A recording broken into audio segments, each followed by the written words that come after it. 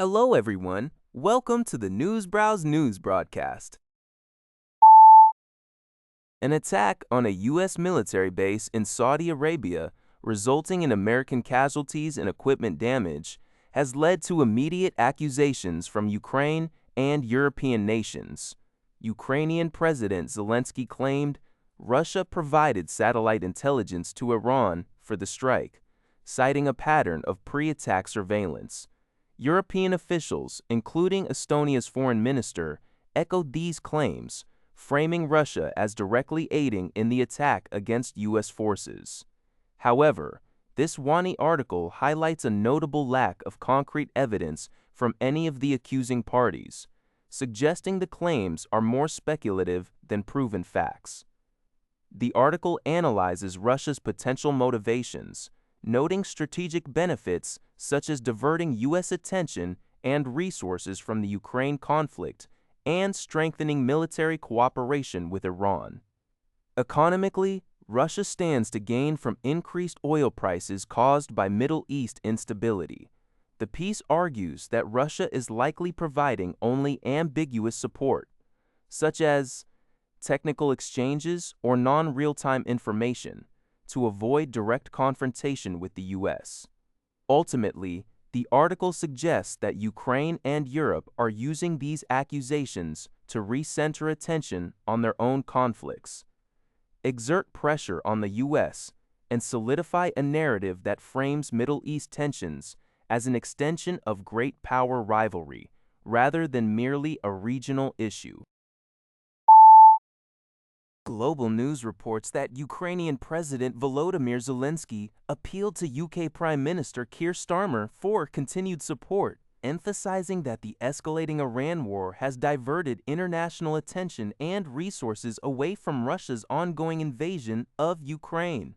Zelensky characterized Russia and Iran as brothers in hatred and warned against allowing regimes built on such animosity to prevail.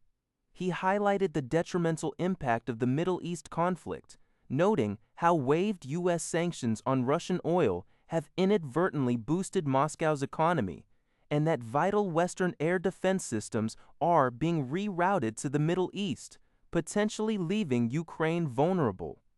The Ukrainian leader also promoted his country's battle-tested anti-drone technology, suggesting it could be invaluable in the Iran war.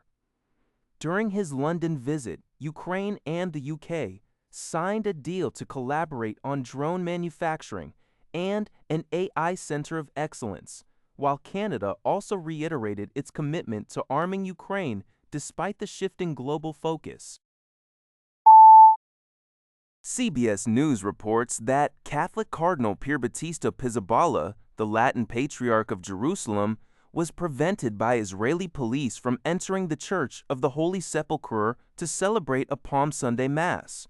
Israel stated the action was for the cardinal's security, citing the ongoing war with Iran and recent missile fragments near the sacred site. However, the Latin Patriarchate of Jerusalem called it the first time in centuries such an incident occurred and a grave precedent.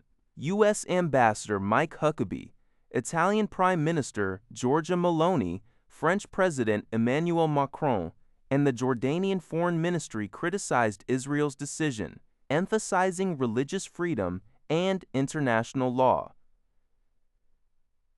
Israeli officials had banned large gatherings at holy sites, limiting them to 50 people, and a traditional procession had already been canceled.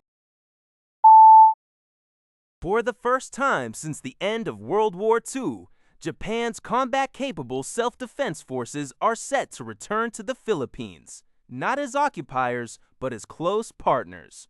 This significant move, reported by 51 Zishin, will see hundreds of Japanese personnel join Philippine, U.S., and Australian forces in the annual Balikatan Joint Military Exercise, which is poised to be the largest to date.